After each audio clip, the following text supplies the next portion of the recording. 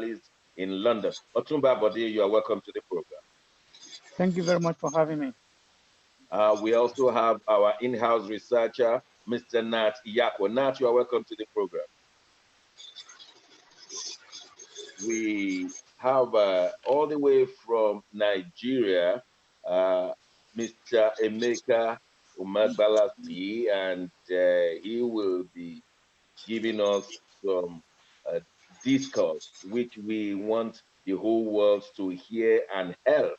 We're not just saying it for saying it, but we just want everybody to help. So I'm so glad that everybody we're on and we're ready to roll off. Let's roll off with issues happening around Nigeria. In the last 10 years, there have been so many killings all over the country. And we have seen the specific killings of Christians in the north. Some pastors have been killed, some Christians have been killed, and we must be fair, some Muslims have been killed. There have been bombing of churches and bombing of mosques. To make sense out of all these, we have in the house a maker who is going to give us statistics and the actions of the government or lack of action, and then we will be able to put our own understanding.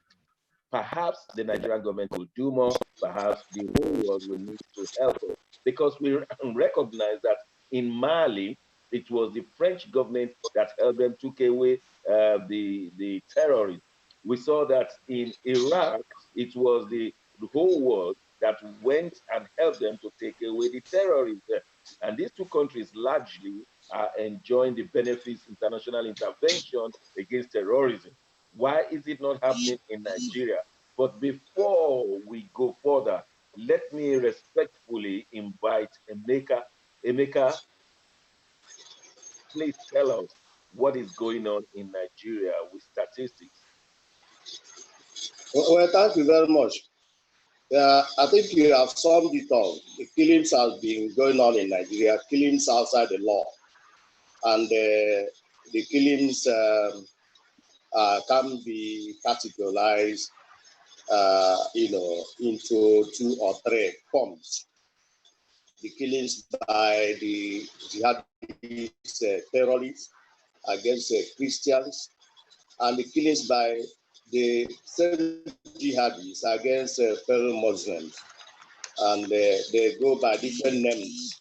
And that is exactly what is going on in Nigeria. When this government came to power in 2015, there used to be about two known jihadist organizations, the Boko Haram and the later Al-Salu.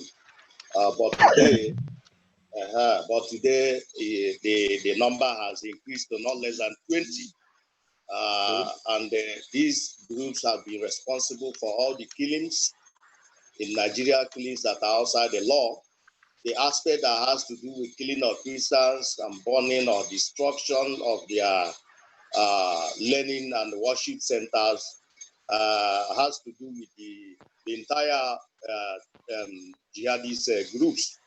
Okay, hold on, Emeka, because what you are saying is so important. I want our viewers to have an understanding of who you are and which organization you represent. Is it possible that this the way you want your camera to face? You want it to face upward, or is it possible to show your face? If not, don't worry. What we want to know is what organization do you represent and who you are, so that they will understand the capacity with which you are talking from. Oh, sorry. That should have been taken care of from the onset. Don't worry. I mean the intro, but nevertheless, the name is already known to you, Emeka Umabalasi, a trained criminologist and graduate of security studies. I represent the International Society for Civil Liberties and Rule of Law. Thank you for that. Yes, you may. I'm sorry for cutting you. Please go on. We are enjoying what you're saying. In Eastern Nigeria. And for the past 10 years, Inter Society has been documenting and publishing reports regarding violence,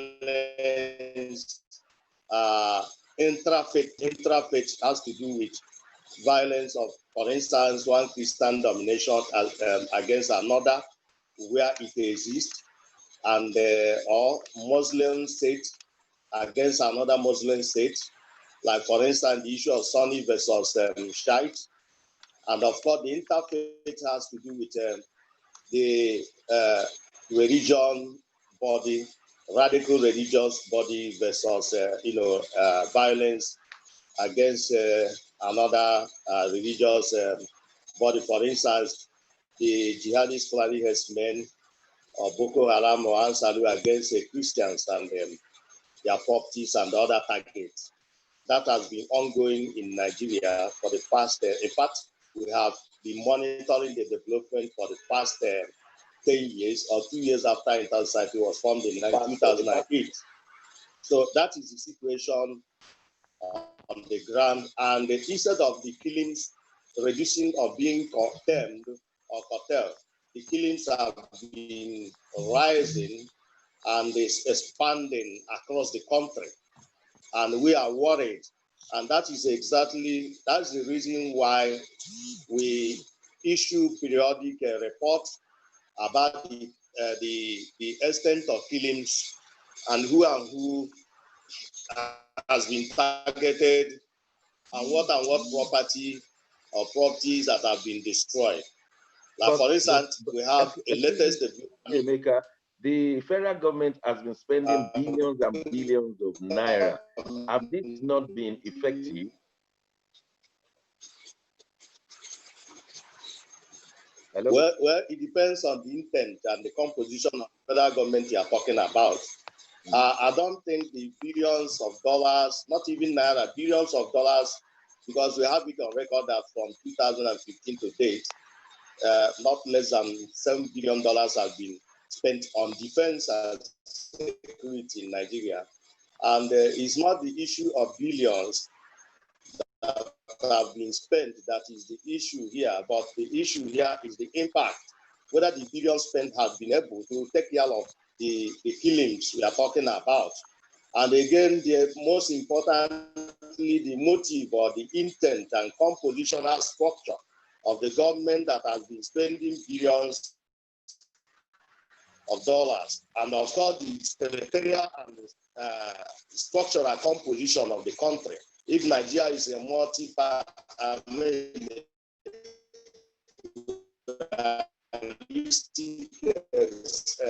at least social setting reflect that particular aspect. So these are the areas that government still leave a lot of areas on the part of the government. But which we have been working on. What I'll do, let me pause you because we want to hear raw facts from you. I know your organization have been working and collecting raw statistical data, and we are going to really discuss this matter. If perhaps the Nigerian government could pick up from us, or the international community could help Nigeria, and they've helped in other places. Let me ask Nat, what do we know? Why has the Nigerian government appear not to be effective in stopping these senseless killing? Well, like I said, it depends on the intent and the composition of the Nigerian government. Well, I will give you an instance. Okay, wait, Emeka. I just want an input from Mr. Nat. Okay, thank you, Dr. Johnson. And I thank Emeka for the information he has given us. What we know outside here is that the Boko Haram started more as an ideological war, especially in Borno State, Maiduguri. We remember Mohammed Yusuf, who was the leader of the Boko Haram group, and he was killed in police custody. And they took up arms against the federal government of Nigeria. And we know that some of them, we had 3 honorable commissioners in the Borno State government who were members of Boko Haram. But when Mohammed Yusuf was killed, they gave up. So there was a political dimension, religious dimension, and other unknown issues. 10 years ago, when the Boko Haram started within the Maiduguri territory, eventually they spread their warfare all across Borno State, Yobe State, Adamawa State, and even Taraba. So almost the whole of the northeast geopolitical zone was involved in this warfare. And there was this issue of the war started when PDP was in government, and the APC was saying they will come in and finish the Boko Haram and bring the war to an end in 3 months, in 6 months. But we are not talking of 5 solid years, and things don't seem to be improving. It seems things are getting worse. The Boko Haram have taken their war now even outside the northeast zone, to the middle belt of Nigeria, to the southeast of Nigeria, and even to some extent even to the southwest. And we have an element of Boko Haram too, even in the northwest, even though they call it banditry. But as far as I'm concerned, it's a personal opinion. What the Boko Haram are doing in the northeast is what the bandits are doing in the northwest, killing of people, maiming people, burning properties, taking hostages, asking for handsome ransoms, and so many other evil things happening. And the government doesn't seem to be on top of the situation. Okay, thank you, Nat. Thank you for that summary. I'll still come back to you. Otumba Bode Oseni, why is the government, or why are the governments, including state governments, appear not to be overcoming these killings? Thank you, Dr. Johnson. As usual, I want to start by saying a place that has no structure. But we have the structure, we have the police, we have the army. Dr. Johnson, you have a structure that is not working. I think we should be discussing what are the best way to get our structure working. You have a situation where the police, the military, all the resources, all the agencies that are supposed to be put together to enhance dealing blow to organizations like Boko Haram are just not working. They're not very effective because of the pandemic corruption that is going virtually everywhere in the whole system. So these are the things we should be discussing. And I want to ask Mr. Emeka, what are the solutions? I'm very happy that no. Let me do the asking, because okay. All right. Let me continue. Okay, yeah, that's fine. Now the situation is this: as long as we have no working and effective policing structure in place, we will continue to be discussing this for the next 100 years. Because the police, yes, Emeka told us they spent $7 billion. They are not ghosts. It's spent by federal government for the military. That is something, isn't it? Yeah, it's a lot of money. It's a frightening amount of money we are talking about. But like I said, I want to go back to what I'm saying. For some reasons, the structure, the arrangement allow the money to be swallowed by snakes, allow the system to be hijacked, allow the system not to be useful to the causes. I mean, to fighting the problem we are talking about. We will not continue like this until when we put in place, a transparency, an arrangement that will make it impossible for purchase of a product that is 100 million being budgeted for 1 billion, and we're still not getting effect. So really and honestly, we should be busy discussing solution solution, solution. Because all the analysis, everything everybody is talking about are just effect, they are just byproduct of bad governance and all that kind of thing. And that is the truth. That's the way I look at it. Okay, thank you. Emeka, please continue giving us your statistics. We need to hear more before we jump to solutions. We are trained based on our featuring on international platform to be as concise as possible. But I must point out something here. Let us look at the background. Our friend here who gave analysis, background analysis of what the situation is not far from the truth. But then Boko Haram was formed in 2002. In 2008, 2009, sorry, the leader, like my friend mentioned here, was killed extrajudicially. Along the line, Boko Haram, when it was formed, has a motive, primary motive. And somewhere along the line, the motive changed. If you also look at the name Boko Haram, if you translate it to English, you will understand that it's a jihadist organization that hates Christians and unbelievers and their Western culture. That is number one. Boko Haram is not the only terrorist organization or jihadist terrorist organization wreaking havoc in Nigeria. We have other groups. For instance, like you rightly said, Boko Haram is in charge of the Northeast, and you have another one that is called Zamfara and quote. The original name is Zamfara Bandits. It started in Zamfara State. Now that is the forefather of banditry in northern Nigeria. That is another one. Then the third one, which is the fourth, which was classified as fourth world deadliest terrorist group. That is the jihadist Fulani. In charge of the middle belt, he talked about some part of Southwest, like he said, because hiding, using the cloak of the existing primitive cattle grazing route, as that is, where they are hiding to pursue their jihadist objective. Then these three groups that we have mentioned have also metamorphosed into other splinter and autonomous jihadist group. That is why we said right now they have up to 20 splinter or autonomous jihadist group operating throughout the country. That is the situation. Then, as you said, I was giving the statistics.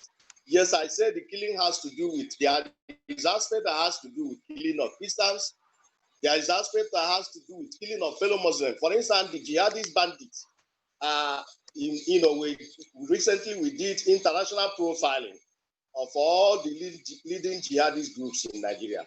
And we came to realize that the jihadist bandits are mainly composed of the radicals. Let me use the word radicals within the Fulani nation and the others, including Shua Arabs and things like that. And they are systematically targeting Hausa Muslims.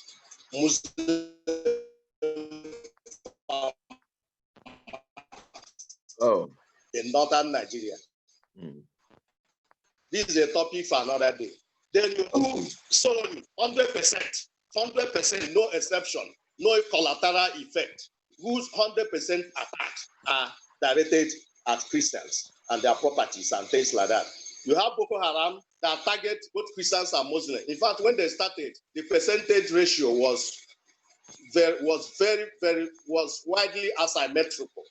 But right now, they have narrowed because of the fact that Christians have fled their communities in many parts of the northeast Nigeria. So pushing Boko Haram to now target both Christians and Muslims. You have Ansalu. Ansalu is specifically targeting Christians and foreigners. They take hostage. These are the patterns and trends of the killings on. Okay. While we're religious on the ground of religion that are going on in Nigeria today. Emeka, I want to ask you a question. What do the Boko Harams want from Nigeria? Why are they just continuously killing people? What do they want? Boko Haram, what they want is very simple. Remember that what is going on in Nigeria is not restricted to Nigeria. If you look at West Africa, East Africa, Southern Africa, if you look at what is going on there, it's the same thing. They want to set up sultanate regime governed by Sharia. They are not hiding it. They are not demanding any other thing from you. They want to set up sultanate regime in Nigeria governed by Sharia. And that is exactly what is going on in Central African Republic. That is exactly what is going on in Mozambique, Burkina Faso, and so many other countries, including Democratic Republic of Congo. That is the trend. Even the Ivory Coast. Okay. Let me. The Republic and things like that. So sorry, what they want from you and I, as Nigerians and the territory of Nigeria, is the institution of sultanate regime governed by Sharia law. Let me test your hypothesis from Nat. Nat, you have been a diplomat several years in Nigeria. You are an elder statesman. Is this hypothesis right that the Boko Haram and such organizations just want to set up an alternative government with Sharia as their ideology? Is that hypothesis correct? No, but I do not believe it is a fact because no. I want Nat to answer. Nat, can you answer, please? Yes. Okay. To a large extent, as I said earlier on, the Boko Haram started more of an ideological war and religious war. I know Boko Haram, the meaning of Boko Haram is anything against Western religion. They are against Western education. They are for Islamic education. They are for Sharia. They want to declare a caliphate. And we know caliphate back to the days of Usman Dan Fodio. It looks, this is a continuation of the war they didn't finish from 1804 to 1904 up to today. But the trend of the war now, after 10 years, really has nothing about Boko Haram again. Is it because they are equally killing Christians, they are killing Muslims, they are killing traditional religion worshippers. And so is it that their own brand or their own version of Islam is better than that of the other Muslims? It's not the question of the Shiites and the Sunnis, because this is not the way things are going. They are not involved. They are not involved even. I just wanted to test that. I want to test that hypothesis. Otumba Body, will you agree with Emeka and Nat that we have a group in locating within Nigeria and they want to set up an alternative government to be run by their sultanate with Sharia? Will you subscribe to? Will you think that is what they're fighting, or there's some other things that these groups are really looking for? As far as I know, and also as far as I can remember, the blueprint of the Boko Haram people, especially become more pronounced after the death of something Yusuf. That was during the time of Obasanjo. All along, they said it open and clear that they want government of Nigeria to change to Islamic State, and also have to go by Stick your Sharia. finger in my ass. Hello. I'm hearing you. Yeah, there's an interference. Okay. So hello there. Hello. One minute. Wait. Yeah, when you speak against Boko Haram, you can expect interference. Go on. So they're among us, they are with us. I don't know. Anyway, Dr. Johnson, let's. Okay. I tell you, I've been here before. So all I'm saying is these are the demands of Boko Haram. They want the state of Nigeria, the country Nigeria, to be the headquarters, to change to Boko Haram, where laws of the Sharia are supreme, and we should stop having anything to do with the, especially Western education and Western culture. They want to impose. They want to impose their own culture, their own way of life, and so on and so forth. Yeah, the question of whether a country like Nigeria should allow that kind of thing, of course, the answer is no. I mean, these are terrorist organizations, and like Mr. Meka said, they are all over the place. They're even in Saudi Arabia. They're everywhere. They want to carry out their terror. It's just one thing that Nigeria should not allow them to go out. But the only thing that bothers me is all the resources we have, all the resources Nigeria has to deal with these terrible organizations. We have not been judiciously and prudently applying it to fight them. Let me get back to Emeka. Emeka, it is still preposterous that a group of people will say they want to change a big country of 200 million to their own thinking, and that Nigeria in 10 years will not subdue them. We're talking of Nigeria. So, yeah? Yeah. I didn't get that. Yeah. So what did you say? You say a group of people will just come out and say they want to change a whole nation with a constitution. And you say you want to lord it, and you want to govern over their 36 states, you want to govern over their 200 million, otherwise you will bomb them to submission. I mean, is it sensible at all?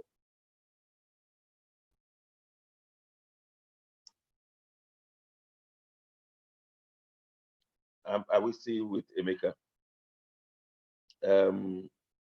I'm interested, while we're waiting for Emeka, we have a guest whose identity is iPad. Please identify yourself. We want to know you just to be sure that we are all on the same page. If your iPad is the one and your name is not there, we just want to know your name. Your name is Francis, isn't it? Okay. That is network. Oh, okay. So, Emeka.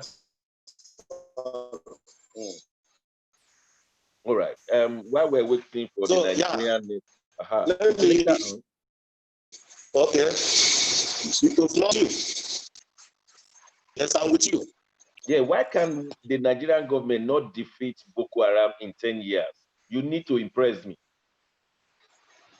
Well. It depends on, like I said, Nigeria. I love the government of Nigeria as we have it now, but that's why I don't want to sound them. It seems to be harsh on them, but I think it boils down to the fact that everything depends on the composition of the government. Foundation of everything matters. Foundation of BENTV International is very, very important. It matters a lot.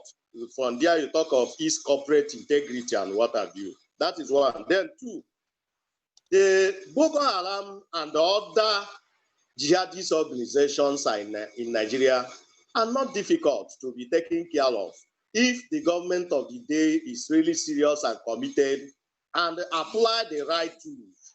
Then they can be taken care of. For instance, you first of all need to understand the methodology they are using. And of course, they are not using symmetric methodology because they know that there are things that Nigerian government has which they do not have. That is why they apply asymmetric methodology. And you, in response as government, you also have to use both symmetric and asymmetric methodologies in response. For instance, the Boko Haram and other jihadist groups make good use of intelligence, very good use of intelligence. And you, as a government, have you been able to demystify their intelligence network? These are the things we are talking about. Intelligence is very, very important in whatever we are doing. And thank God that ICT has also provided another version of intelligence, which is called e-intelligence. So how far have Nigeria, what is the intelligence situation in Nigeria? What is the intelligence of the country like? And again, the issue, I mean, so you look at it, it's not the issue of buying all the aircraft on warplanes in the whole world and pack them here, or AK-47 or AK-47 for 9 rifles and have them put in containers load and ship them here. No, that is not the issue. You look at the size of Boko Haram, you look at their intelligence, you look at their methodology, you uproot them, and so on and so forth. And that is exactly where I think the Nigerian government is not getting it right. In addition to the fact that I don't think that the Nigerian government is fairly composed or structured to be able, I mean, I'm talking about the present Nigerian government, to really take care of what is going on in the country, the armed forces of Nigeria, how far, what is the condition of the armed forces. Okay, thank you, Emeka. Nat, are you with me? Nat, I'm interested. Is it we lack political will to deal with Boko Haram and all other terrorists to have a of Nigeria? It is everything, the geopolitical and the religious representation and blah blah blah and all that. So go along with and all. Okay, thank you, Emeka. Nat, is it because we lack political will or we lack capacity to handle Boko Haram? Which one of them? Because earlier on, they were saying that we've spent $7 billion among other money we have spent. Sorry. We are doing it. We have what we Nat, could you please help me? Yeah, I think it's more of the political will, which will also include the capacity of our security apparatus. It's because we are now in a democratic dispensation, a government run by the politicians, and so if we all agree today as a country, as a nation, that we want Boko Haram war to be done with, to be won, then it's a bold statement.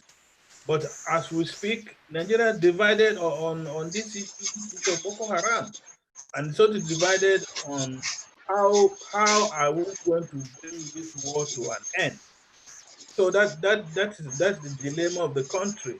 Because one time there was a school of thought that was saying people who are fighting Boko Haram were fighting the whole North, and I don't think that is. You don't 17 or 19 states into a general statement. I don't know where they got that consent. I don't know where they got that mandate to make such a declaration. So the issue is a national challenge. It's a national war. Until the day we decide as a nation that this war must end, if not, it will continue. Okay, Nat, from your research, how many local governments are under Boko Haram as we speak?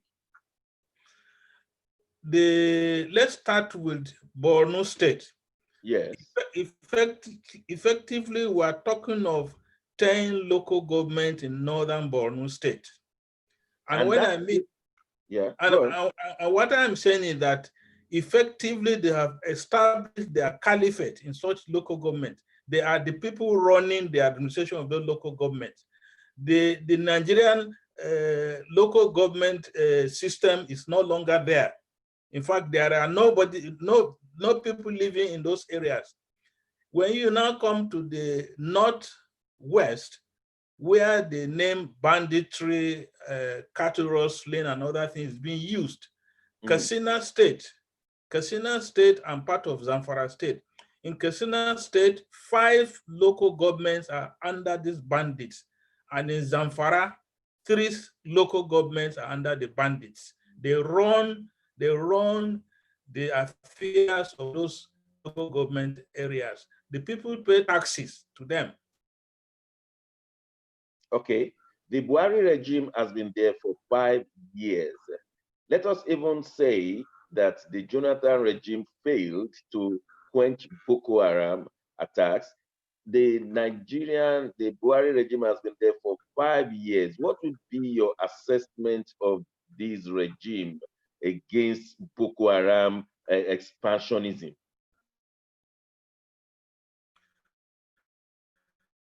Not. The Jonathan regime left office in May 29, 2015. Yeah. Between 2014 and 2015, Jonathan's regime did a lot in fighting this Boko Haram war. In fact, they got back most of the Nigerian territory that was under Boko Haram. But from 2015, when the present government came into administration, Buhari said the Chadian forces and other countries that were helping Nigeria should go back to their various countries. And he said, how are the mighty falling? That Nigerian army he knew 30 years ago is not what is available on ground today. And so, but since then, since 2015, May 29, 2015, Boko Haram have recovered those ground, those local government that Jonathan's administration had in their possession. And the same thing in the northwest. The banditry was not as rampant as we have today. Okay, let me ask Otumba. Otumba, you've listened to all of these. What do you think if you were to be sitting in front of President Buhari right now as the constitutional president of Nigeria, what will you be telling him in the area of Boko Haram, how his government has fared and what he would need to do? Because you are saying, let's start on solution. So going by your solution, what will you be telling him, Mr. President? You have about 10 local governments under Boko Haram. They have taken over your own state. Katsina State is no longer a place to be sleeping with two eyes closed. And Zamfara is no longer a place. Zamfara, in fact, is a place where they give money to bandits so that they will not disturb them. And when that money expired, they came for more. And because they could not be given for more, then they decided, what will you be telling Mr. President if you are sitting face to face with him?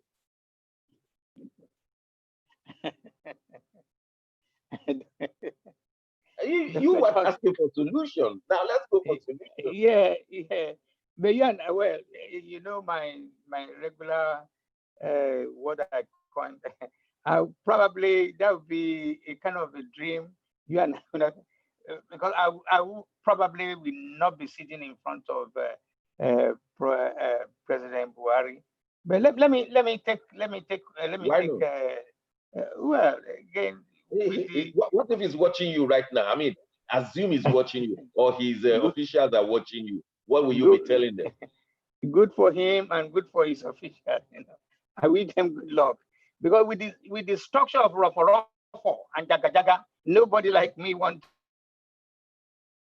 to get involved. I don't, and because of what I'll be saying to him might land me in a hot soup. So I rather don't want to discuss that. But let me quickly go No. I've just answered. You wanted solutions. Advise the federal government of Nigeria. Okay, yeah. Let me do a virtual advice to the president. My virtual advice to the president would be, Mr. President, the war against Boko Haram that you promised you are going to win is not happening. People are not happy, especially most of the area where they are more prevalent. You know, people are not happy that things are not going the way you promised them. So, but then again, I can also say to Mr. President that why is it not working? Have we put necessary arrangement in place to make the plan of killing Boko Haram off working on that? Because here we have a situation that the intelligence, if you compare the size of Boko Haram and the Nigerian army, it's just like Goliath and David. The small size of Boko Haram, they are more effective in terms of intelligence and so on, and also in terms of resources than a whole country called Nigeria. Then the question is, how is this happening? How can't we overrun them with all the resources we have compared to what they have? But the truth of the matter is, because of the corruption in-house, because of the rough in-house, because of the rubbish and nonsense that goes on in-house, we are not capable. We have lost the plot of wanting to fight Boko Haram, because Boko Haram are more coherent, they are more together, they are more advised. They know exactly what they are doing. That the main government of Nigeria. This is the truth. Also, you cannot fight Boko Haram in such a manner when you bastardize the ordinary people, because Boko Haram will come to town and give an average locals 5,000 naira, and they will take advantage of them. We cannot leave ordinary people so naked. No, we don't protect them. They have no house, they have no education, they have nothing. It's only not, the bombing is not the only solution to killing Boko Haram. We will also need to do more in terms of looking after the ordinary people of this area than just buying guns and ammunition that we don't even use properly. Because you look at the number of people who are now saying they want to leave the army. It says it all. There's something fundamentally wrong with the structure. And I keep saying it. Without proper structure in place, we cannot defeat this small collection of terrorists. Okay, thank you very much, Otumba. In case you are in the house, in the Zoom, and you want to make your contribution, I'm guessing some people, please just raise up your hand. You can raise it up electronically. Just press that hand, and then I will recognize you so that you can make your opinion known. I can see a few friends in the Zoom, but you are at liberty to say what you want to say only if you raise up your hand, and I will give you a chance to say something. Emeka, you are still with us. Emeka, do we still have Emeka in the house?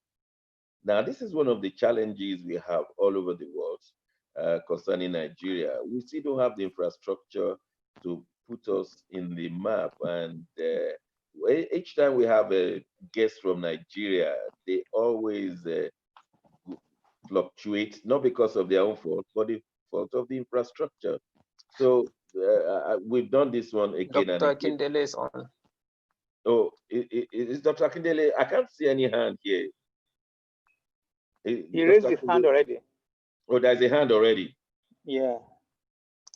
Why is it? Okay, I just saw it. Let me see 2 hands now.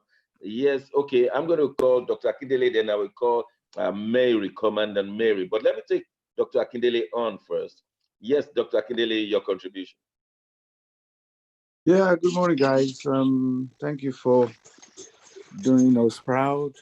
I think my contribution with this security problem is much deeper than that. I think yes, we can blame every regime for whatever, but after my own opinion, I think the present president started well, and with the rhetoric about why he was elected, that he was going to do that, he meant well.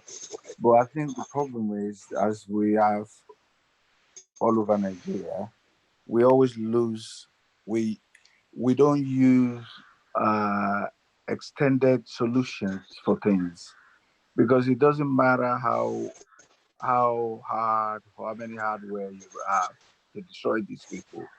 As long as features on ground are very conducive to breeding terrorism, it's going to always, it will be very difficult to win.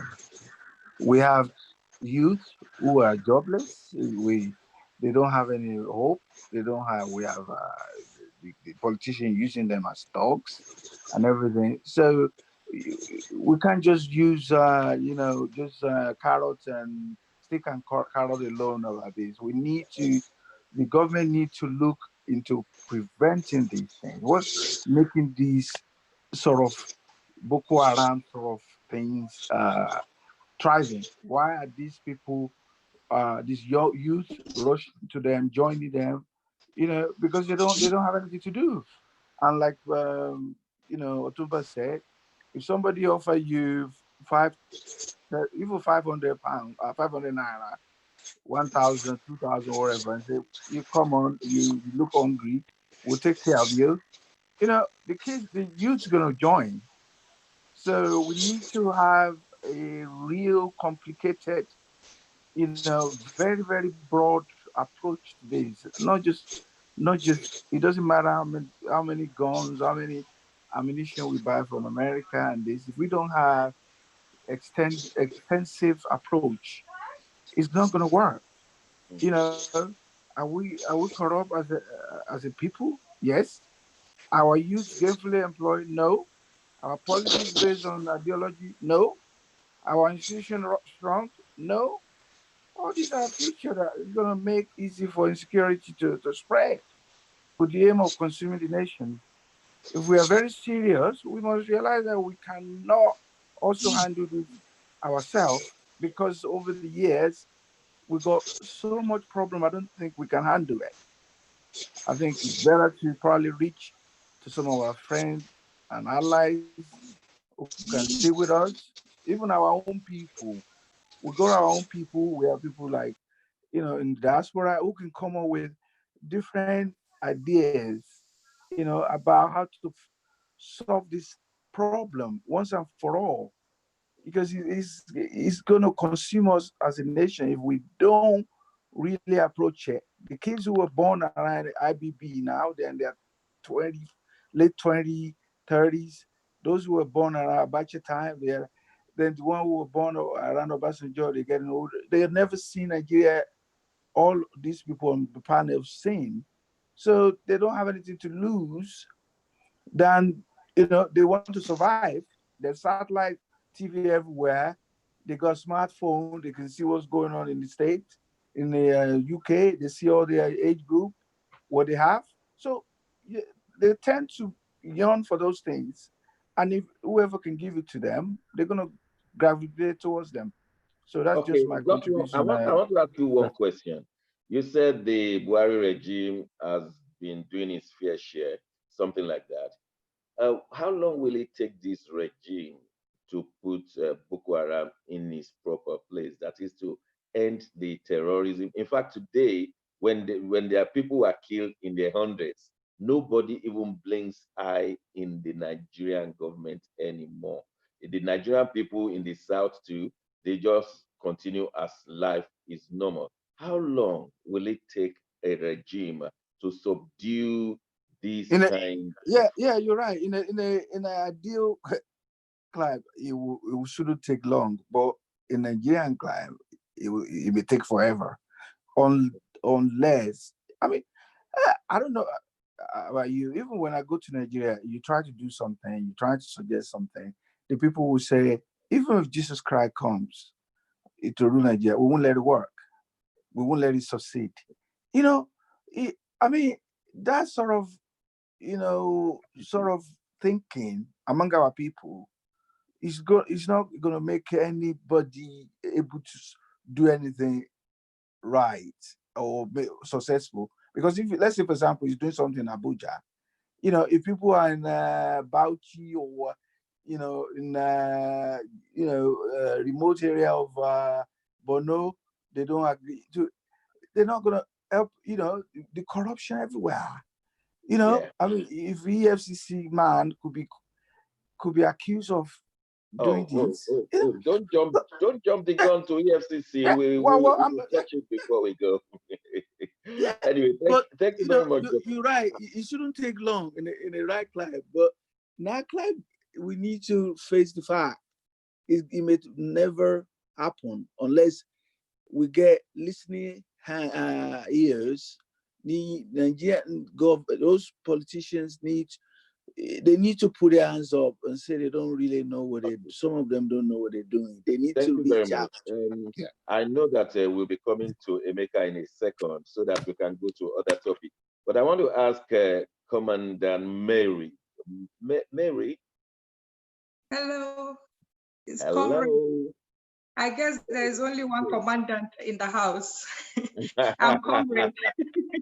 Okay, Comrade. No, not commandant. I mean, why not? Okay, good morning, distinguished personalities on this platform.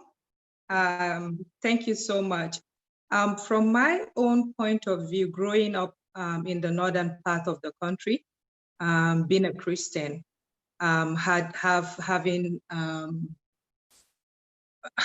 experience, I will say that I agree with Mr. Nat when he said that is a fundamental issue of ideology and teaching. When people are being taught in a certain way, they act in that manner. Unfortunately, with what is happening now in Nigeria, and of course, other parts of the world as regard terrorism, fundamentally, these guys operate within a community, and the people that live within that community have sympathy. Most of them, not all of them, have sympathy for this group of people because they are seen as fighting a cause. And it's just quite unfortunate. Education, yes, we have to find a government that will instill, maybe like they used to do before when they used to force people to go to school. I think in the North, it's reaching that stage where people have to be forced to go to school so that they can be more enlightened. And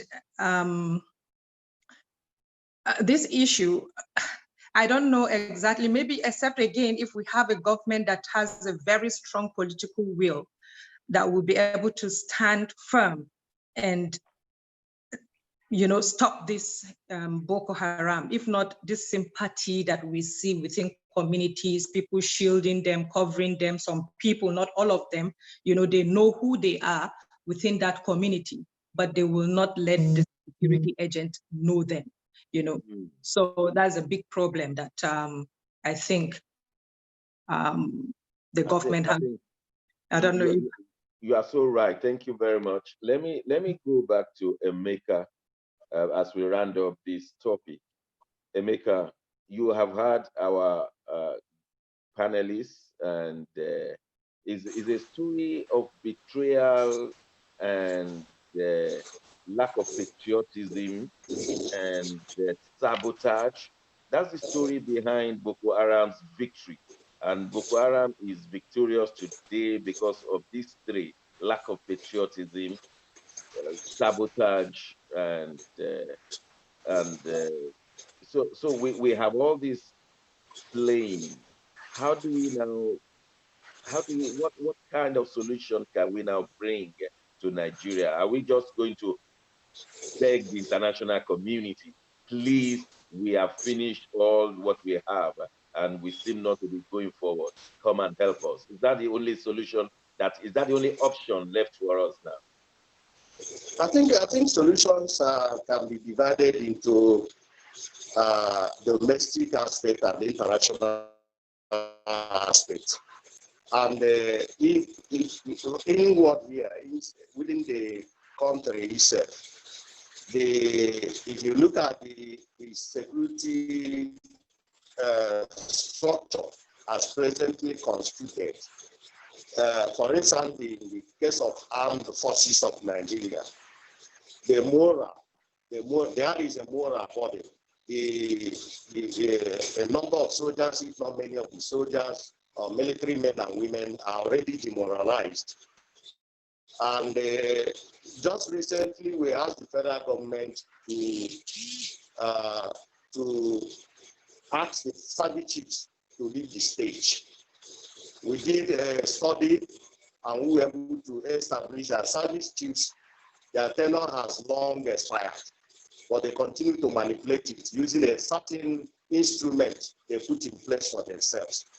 The moral the service chiefs have to be, because their tenure expired since last year, July, and they have continued to stay there. And that has caused a lot of disaffection in the military, including the promotion stagnancy, posting, and things like that. And that is number one. Number two, the composition of the security forces, Nigerian armed forces, and the government has to be changed. It has to be vertically operated upon.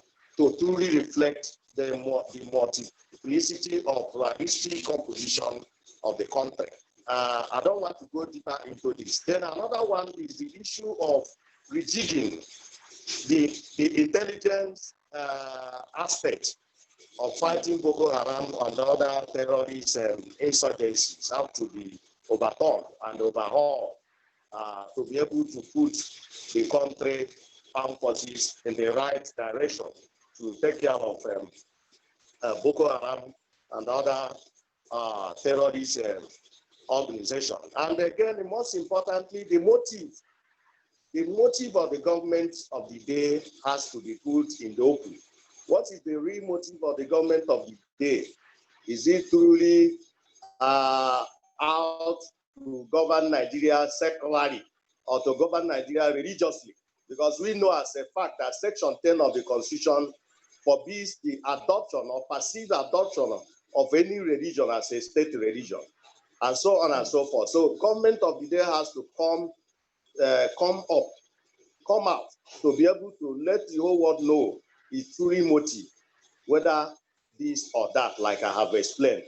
So I think there are other areas that people discussants have talked about here, but I believe that we have to zero down the solution to those ones that are immediately practicable.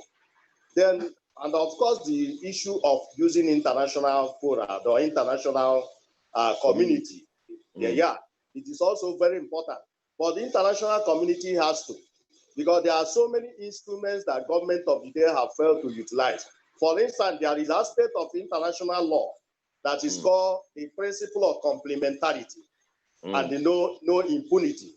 And it demands that where the government is unable and unwilling to fish out the perpetrators of all these heinous crimes, the government is at liberty to invite groups, international bodies like the International Criminal Court, to come in and take care of what is happening. And that is exactly what was replicated in Sudan, that led to ousting, technically led to ousting of Hassan Bashir in August of last year.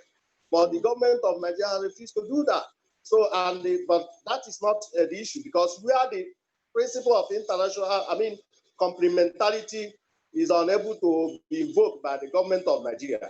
The international community can come in. The Security Council, under the Chapter 5 or thereabout of the Security Council, United Nations Charter, the Security Council can look at what is happening in Nigeria. Like you rightly said from the beginning, Nigeria is a country of 200 million. And if there is any emergency or complaint humanitarian emergencies, then that will be disastrous for Africa and the rest of the world. The Africa, the UN, everybody will not contain the humanitarian crisis that may emerge from a situation where we allow Nigeria to explode into such complex humanitarian emergency. All right, Mr. Emeka Umegbalasi. I think your contribution has been fantastic, and I'm sure Nigeria and the international community will benefit from that. And you represent the board of international. Please remind us again. International Society for Civil Liberties and Rule of Law. Yeah, are you on website? Yes, yeah, it's there. The website is there. So people the can latest report is also there are 1,200 Christians killed in the past 6 months of 2020. It's there. All right. So people can refer to that in the. And also 32,000 Christians killed since 2009 is also there. Yeah. Oh, okay. All right. Thank you very much. We'll just have to move on to one other serious issue, which is the week of anti-corruption. We saw this week with so many people crying out for corruption to be exterminated, to be removed from Nigeria. There was this lady, Dr. Joy Nonie, who said Pabio has been harassing her, not only sexual harassment, but been trying to fiddle with the Nigerian money. And she made a very loud claim and promising Akpabio that he would hear from his lawyers. We also hear the at the Security Exchange Commission, Stock Exchange Commission, asking the House Chairman of the overseeing committee, the House of Reps, and saying that he asked for 5 million naira and she refused, and then since then her life has been in topsy-turvy. We also hear in the last 7 days, Mr. Kolawole Johnson accusing Dr. Cairo Jugo of fiddling with the NDDC money meant for students. Nat, please bring us up to date from what we call the week of anti-corruption revolution in Nigeria. Nat. Okay, the week started well. The last week started with Mago. You hearing me? Yes. Hello. Yes. Hello. Yes, we are hearing you. Hello. Go on. We are hearing you. Okay. Okay, fine. The last week started with Mago, and Mago is still on. But also last weekend started with Dr. Joy, a former MD of NDDC, and then I will have to come back. I will have to come back to you. The audio is not good. The audio is not good. Before then, I will come back to you. The audio is not good. Let me ask Otumba. Otumba, can you bring us to date what happened in Nigeria that so many people are saying no more corruption, and they are ready to challenge those who are in corruption face to face? It's been exciting. Otumba. Thank you. Just like to fight a war, you need to have the necessary instruments or gadgets to fight. For me, to fight corruption in Nigeria is just like a child's dream, just like a child's play. You cannot fight corruption without necessary, and you will agree with me that without necessary instruments, without the necessary structure. And you cannot continue to have a situation where there's no transparency, there's no accountability. People just do whatever. What's your own opinion of Dr. Joy Nunez? What did you see her do? Do you want to update our viewers? For me, if I have to look at her cry out loud from two different perspectives. And the first one, she probably making us know what exactly she's going through or she has gone through. And the other side is, do not forget also, we will need to hear the other side of the story, that is hearing is it Dr. Akpabio or Shiva Akpabio, whatever it is, Governor Akpabio's also side of the story. And then we need to then make a conclusion, who is right, who is wrong. Because we are hearing this noise now. It was when things fell apart. So they were there not. This story did not start only yesterday.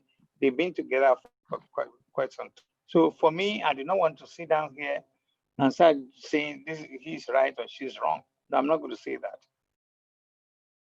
And how about did you listen to Kolawole Johnson on Channels Television? Yes, where again, Kolawole Johnson.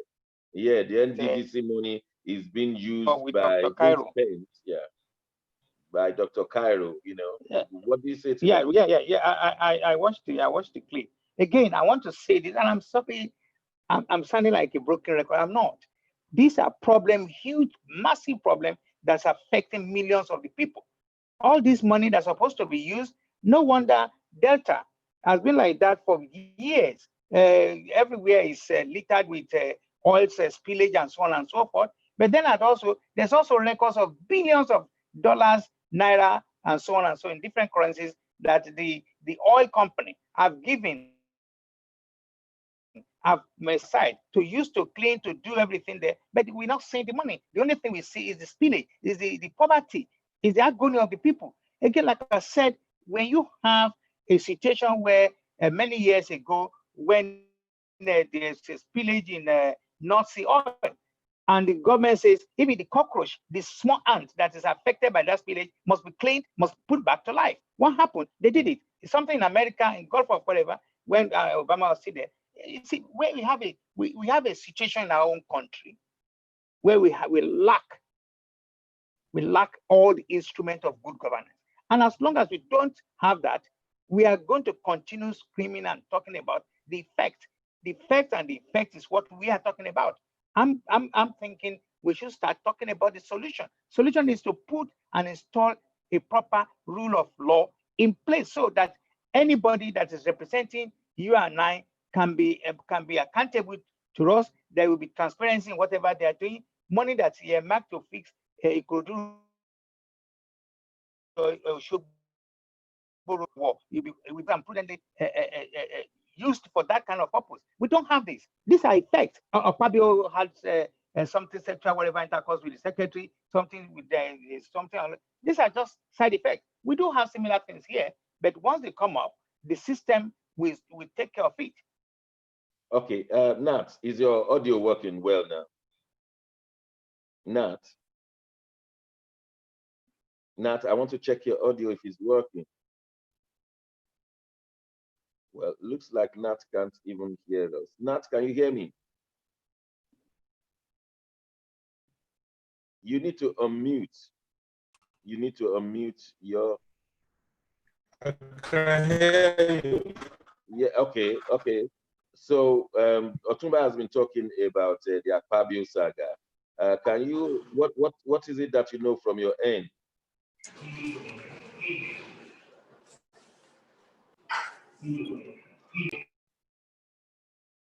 You don't know anything from your end? We don't seem to get you. We're having that challenge there. But then let me give other members of those who are here a chance. All you need to do is raise up your hand electronically. Then I'll ask you to say something. We're talking about the week where many people came out to say to speak, like Dora Aquinley spoke, saying that enough was enough. And these people are coming out to say that they're no longer going to allow things to happen in Nigeria. And this has been exciting. If every Nigerian could come out and say such things, Nigeria will appear to be a wonderful place. And I think, yes, I believe that Dr. Akindele wants to say something, then I'll call on Otumba as well. Dr. Akindele, you want to tell us what you know? No. Okay, Otumba. Yeah, sorry about that. Yeah, I mean, all these counter claims, somebody said this, somebody did this, you know, in our politics, we can't rule out, you know, godfatherism, stealing, embezzling, and everything. Some of what each of them are saying are partly true, you know, without even listening to the other side, because they all had it, you know, stealing, doing this, whoever can steal more than the other. You know, that's their own life or policy of being in government or doing things. They don't know what governance is all about. But all we can do is just try to find a forum like this or something. Maybe we can provide solution to them or give them alternative way of doing things. Maybe we can teach them. Maybe that's all they know how to do. I just don't know how. Do you think stiff punishment, serious punishment could be given to them to serve as a deterrent to others? Yeah, of course, in the same climate, yeah. But what sort of punishment would they get in there? Where the judiciary compromised, where somebody go 13 years in prison within a few weeks or months is out, in the Senate again. It's unbelievable. The whole structure needs changing. But who's going to be brave enough to do it? I don't know. Yes. Before I allow you, I still want to ask you one more question. Fayose, ex-governor of Ekiti State, said they should not just sweep Magu's issues under the carpet. That the way it's going now, it looks like the flame is going to quench, and all we know is that Magu will be removed, and all the billions of naira, everything, we may not hear of it again. That's the way it looks like it's going now. What will you say to that statement? Well, I hope not, because it's been happening, over since the beginning, when, all the previous chairman and chairwoman they faced the same fate. I don't know if any of them was accused of, I can't remember if they're accused of stealing, whatever. But At least not openly. If there's accusation, it should be brought to justice. It should be clear to claim itself.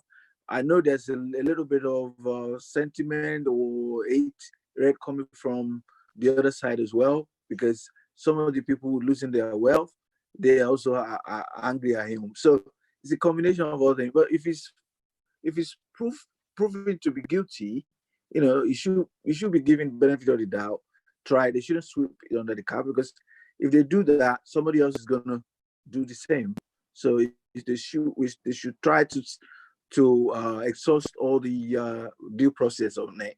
And if he's found guilty, he should serve his time.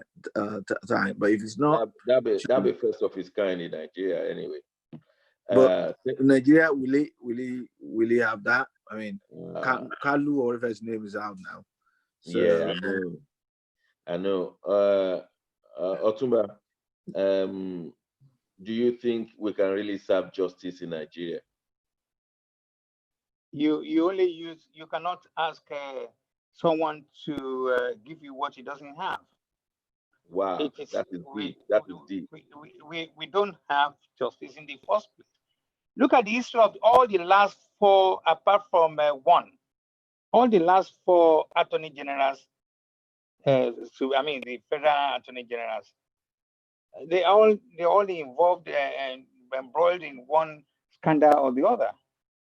So, and these are the master of the game that's supposed to be in charge of overall justice in the country. And like I said, I'm sorry, I'm repeating it.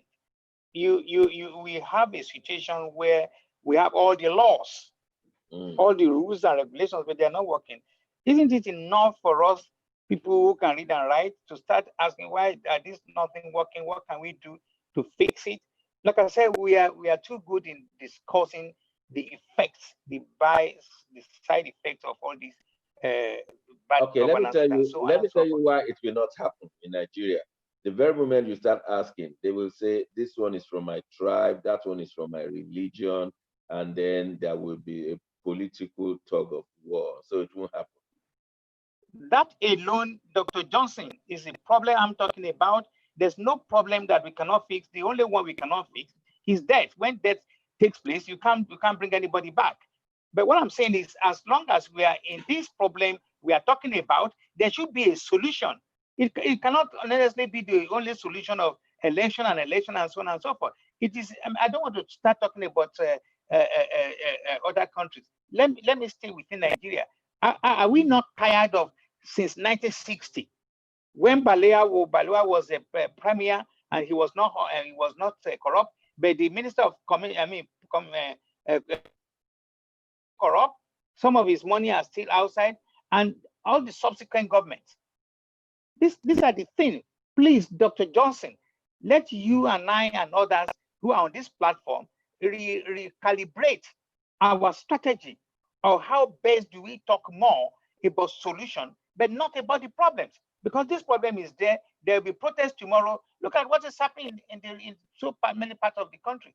Now, some people are now agitating that Nigeria must break up. They're entitled to their opinion. A lot of people are now saying we have to restructure. I would think restructuring will have been the most elegant part of it. It's not like in America where California is the 5th largest economy. Chicago can do whatever they like as long as they're within the frame. The president can make so much noise. He can sign Monday to Friday executive order. Have you seen he has signed almost about 20, 19 of them have been reversed. So let's be real. Let us talk about solution. You and I know that he's going to sign another one tomorrow just to find out that he has no even legitimate rights to even sign that. So they will tell him withdraw it. That's no problem. As long as you continue withdrawing it until November, things are going to get better. Let me ask that. Nat, I hope your audio will be okay now. You have listened to Otumba. What was your take? Why is it that all the things we try to stop corruption, they are not working? Even Magu may just leave that place now, and there's nothing you can do about it. Why? Well, let's start with we talk of national values. We don't have national values we can call values. Everybody has set up of So until such a time when we want to go back to those days when we appreciate the character of individuals, people judge for people employed not based on money. You have to replace this issue of money has become our national value. No matter how you get it, the end justifies the means. So until we are ready as a nation to take up this issue of what value do we think will move Nigeria forward, which nobody's even thinking about now. Everybody is fighting to see how much they can take out of the national cake called Nigeria. Nobody is talking of how to bake the cake. So there have to be a national reorientation and resetting our mindset as to what we want as a nation. Do we want to go forward? Do we want to stay where we are? We'll go backwards. So these are the pertinent questions we should be asking ourselves and asking the nation. Yeah, but do you think that Magu coming before this panel, Justice Ayo Salami panel, do you think it will bring out a good solution to corruption? If Magu could tell us all the people who have been hiding the Nigerian money, what do you think will happen? Well, again, it has to be a holistic approach on this issue of corruption in Nigeria.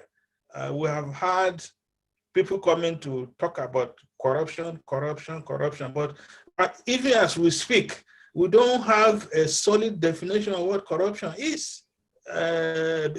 Because the Magu thing, Magu is not the only person in the EFCC.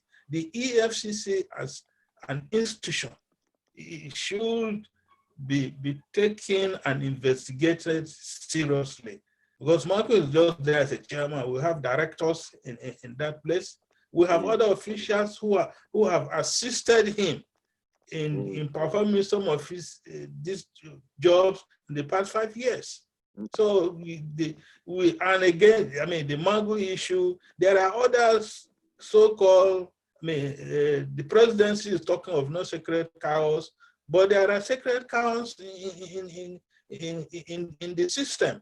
They are talking of nobody is above the law. There are individuals who are above the law, who have not been called to book, or who have not been challenged, or who have not been investigated. And the government at the federal level is claiming or is pretending to say they don't have any other people apart from the ones they're investigating now. Okay, before we leave this topic, could you bring us quickly up to the SEC, the DG SEC, the Stock Exchange Commission? What happened in the House on that day, along with the committee in the House of Reps? Is it the aroma issue. Yes. Aroma Ote issue, or which one? Because Yeah, the that's the aroma, one. That's the one. the Yeah. aroma Ote issue is an old issue. It Good. happened maybe, yes. Aroma Ote is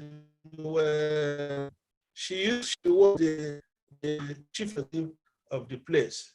The House of Rep members, their chairman member, the Committee on Stock Exchange, who oversees the stock exchange, were involved in exercise that was not clean. The committee chairman had approached the tech unit. He wanted to attend an international conference to do stock exchange. They were granted the necessary extra code. They were given tickets, but it looked like the chairman in particular did not make that trip.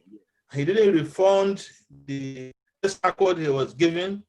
He didn't give back the ticket he was given. And so when there was... We seem to be losing you again. The audio is not particularly.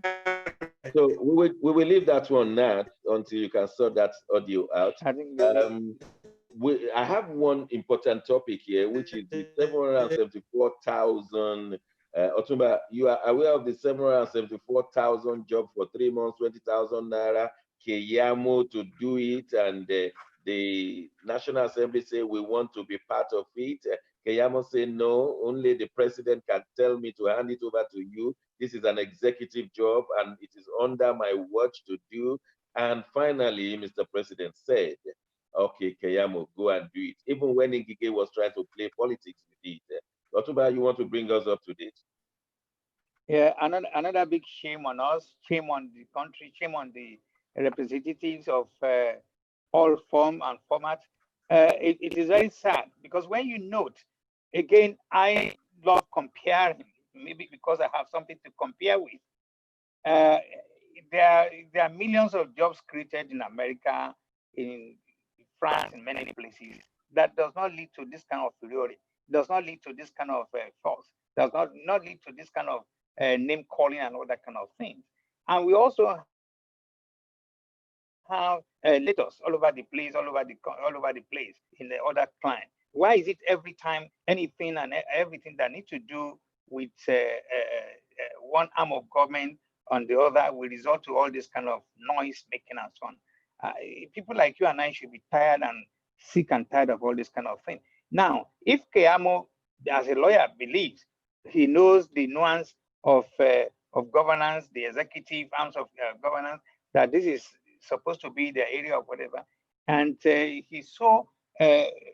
I mean, when he went to the legislative council, and then he pitched them and tell them these are the things, because unfortunately some of the ideas of government also need to pass through that body, and when the body is now asking for for me, let me say it to you because I'm a bachelor, when they're asking for corruption to take place, and he says no, this is how the job is going to be done. As a matter of fact, I don't know anywhere that the legislator should start even asking for any fraction of the executive proposals. They want to. There are many other areas they can satisfy their constituency or their constituents. Not when the executive bring an idea of say 774,000 jobs are going to be created. Even at that stupid arrangement, I don't understand it, because you want to create 777,000 for a period of 3 months. How much is 3 months going to? So what's going to happen with the remaining 9 months when the people get the job? So all these are silly things. But like I said, I'm just sick and tired of having to talk about the silly things that is going all over the place. So and now I'm happy that the president is now saying, you know what, you get that right, your boss got it wrong, because there are also a lot of allegations all over the place. You see, it's allegation. This is not I'm thinking of we should be talking about solution, solution, solution. Yeah, I think I was saddened by two things there. I wanted to be very sure what these 774,000 jobs will be, and then only for 3 months and below national minimum wage. What is the big deal about it? I think the National Assembly was trying to say we represent the constituencies, we represent the local governments and the wards, and therefore we should be in a position to have an input. And of course, I don't blame the opposition parties who will love to be part of it as well, because if all the money should go to 774,000 members of APC, it will be lopsided within the community. And so these are the issues involved in it, why the National Assembly members were saying we want to be part of it. And Keyamo rightly too is an executive job. I mean, it's an executive job. The National Assembly does not execute the policy of the country, it's the executive. But at the same time, the National Assembly members do not want to miss out, just in case the money ends up in the hands of cronies. So it's a very dicey one. Dr. Johnson, you work in the assembly before, you're an expert in political science and some other area of governance. Where is it written that the proposal, the job creation arrangement of executive should be shared, apart from the getting the approval, which I believe that is statutory? But where is it written that the somebody representing Agege Central must have a share of it? And at the end of the day, even if they have share of it, they will not deliver. They will not do the thing. And this is what is bothering me. This is why I'm angry. I'm very, very angry about all this kind of thing. You tell us, as somebody who has worked in the assembly before. Otuba, the challenge here is the very moment you have agreed that National Assembly members will be doing boreholes for their areas, and that was the moment that Nigeria lost the division between executive and legislature. And now they've carried it a step further. I've never seen it in my life where the agency of the executive will be challenged in the names, in the details. They can be challenged in the principles, but not in the details. And it's a pity that at the end of the day, personally, I don't think the creating of 774,000 jobs for 3 months is is going to turn Nigeria around. They should have spent the money on another thing, like roads or getting electricity, which these 774,000 people will now set up their own business and have the infrastructure. But no, we want to hand them like a market money. We want to hand them this money again, traders' money. Just hand it over to the individuals without thinking that if it is done for infrastructure, everybody will enjoy it. Let me see if Nat, because I know Nat was on that research during the week. Nat, I hope your audio is fine now.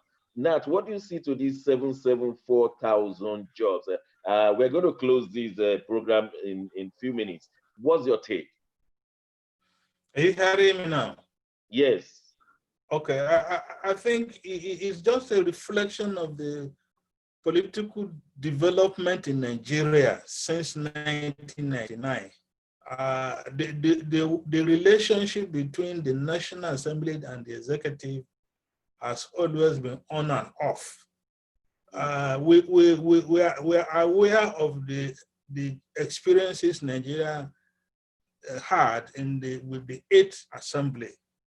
And now the way the 9th Assembly came in, especially the principal officers, it is what we are having today.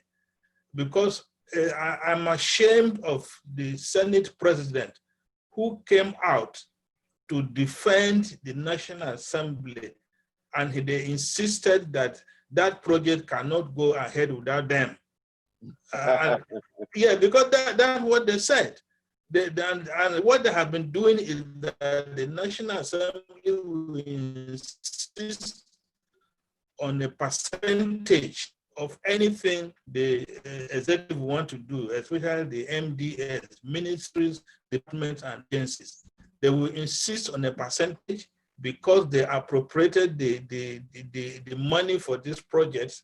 And so we have not had, we are expecting that the National Assembly, especially the Senate President, should have reacted to that by now, because Keyamo made that statement on his Twitter yesterday. Yeah. And up to now, we have not had anything from the National Assembly, the Senate, and especially the Senate President. It's shameful, it's disgraceful that is the type of National Assembly we have in the year 2020. It's unfortunate. Yeah, yeah. We're at the closing minutes of this program, and Nat, one more thing. Please update us on Edo politics.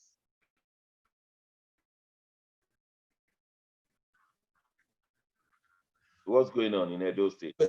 Elections are due on Edo State. Yeah. The elections are due on September 19 or thereabout. They've had their primaries. They now have the PDP candidates known to the whole world. Obasaki is. Your audio is playing up again.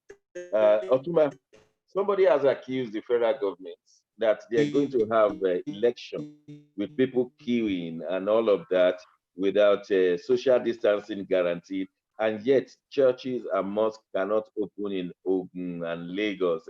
What kind of arrangement is that? Is there any sense in that? My simple response to that is, maybe when you look at the population, when you look at the large number of followers, the large number of faithfuls that we gather at a redeem, where in some cases they might be at each service about in thousands at a go. Maybe that might be part of the worries for the people managing the COVID-19 problems. So I don't want to be say yes to this and say yes. If churches can do, they can segment, they can do different segments and reduce the number of people that will converge at the same time, I think that might solve the problem. So again, I can understand. I show sympathy for these congregations, that says, you say they should not. People should be allowed to go and worship, even though I don't go to much of mosque. It doesn't matter. But for those who wants to go, they should be allowed to go and worship at any time. But then again, churches should also show understanding that too many people converge together at the same time could bring this pandemic back, and nobody wants it. It is in the interest of the church that there is no sickness and disease in the church. Yes. So it is in the interest of, and I'm sure pastors will take that into consideration. Yes. The pastor doesn't want to die, I can assure you. The pastor wants to stay alive. I'm sure no pastor will be laying hands now, just in case. But we have also seen, Dr. Johnson, we also see psychedelic pastors. There's also some pastors who are so daring and saying that we can pray for this, and what happens? October, let's get focused now. I know.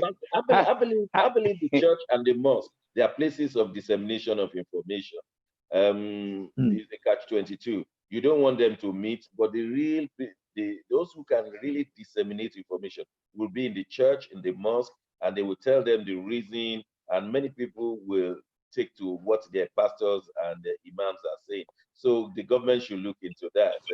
The pastor doesn't want to die, and he doesn't want any member of the congregation to die. So he will social distance them. He will tell them, before you enter, go and wash your hands, cover your face. He doesn't want anybody to die because his members of his family are there. So I'm sure pastors are reasonable people.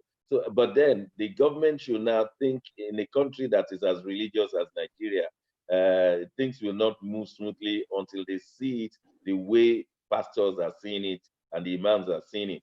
But before we close today, we have seen. Can I quickly make an observation, sir? Can I quickly make? I want to take you on Dr. Johnson. I wish what you just said now, whether consciously or unconsciously, that I wish some of the leaders, the clerics, are educating not only in the holy books, but telling most of followers to at least appreciate what governance is also all about, their role in the electorate area, that they should know, so they can vote effectively. They can reject taking 500 naira or 1,000 or whatever. If the majority of the people following the regime and many other little churches were to be to be educated alongside with the nuance of holy books, I'm sure that will also that will also make a lot of difference. A good pastor should be doing that, should be teaching not only about politics, but about economics, about helping the community, helping the society. A good pastor should, I believe a good pastor should do that. Yeah. So that is useful. That's a useful interjection. Any good pastor, any good imam should be able to effectively educate his followers what to do within the community. And this is a major part of discussion that we may not be able to go into, because some people will say our church is to worship God. Some people will say our church is to raise up schools and the university. So it's a major discussion that may just veer us off the way. But Otuba, in the last 1 week, there have been serious floodings all over Nigeria, especially in Lagos State, and people are complaining. Why is it that we've not been able to overcome flooding in Lagos? Is there anything wrong? I mean, you need to hear how Nigerians are complaining concerning flooding. What's going on? Yeah, for me, again, is a lack of structural planning, that we do not do what we have to do. Even in civilized climate, there are floods. Even places that are well planned, there are still floods. But our own is so chronicle. Our own is just like from stupidness, some kind of a lack of understanding of what urbanization planning and areas is done. We just do everything zigzaggedly. We do not put in place necessary planning. Hence, every time it rains, I have a couple of people I say we're expecting. We are leaving this the flooding session now, which we are going to the next one, and that has been happening since and before I left Nigeria 50 years ago. We only think of voting. We don't even talk of politics. Politics is about voting. Let me because Dr. Akindele, let me just ask Dr. Akindele, what's your view in 1 minute, Dr. Akindele? Hold on. Oh, let me see. Yeah, hold on. As you mean, as far as the church and thing is concerned? Anyone, because I saw your hand raised up. Anyone? Yeah, I think we should just let the science guide us on that, and I'm sure those guys are doing a good job in what they're doing. Let's not too hasty like they're doing in the States, Texas, Florida, and all those places where they make big mistake, and then we're gonna have to have we have to lock them down again. So let's just follow that for now until I'm sure, with the technology, people are able to follow their faith at the moment and do their things. It's better safe than sorry for now. You know, Dr. Akindele, the argument is that if you go to all the stores, all the markets in Lagos, they are there in their millions, and there's no social distancing. And the churches are saying, look, we give succor to people who are overwhelmed. We help people who are overburdened. Now look at these. There's no social distancing. We are the ones who even do social distancing. We are the ones that can enforce masks and teach the reason why to me. They say that, look, you are just marginalizing us. And yet look at all the markets. I mean, you can see. So what will you say but to then counter again, that? the market is outside, it's outdoor.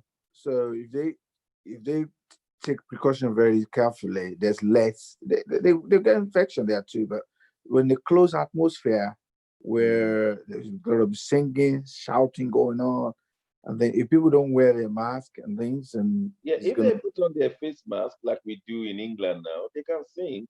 Shouting, I don't know about, but sing, yes.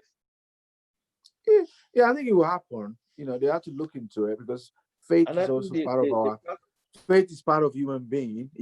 People can faith is very important to most people.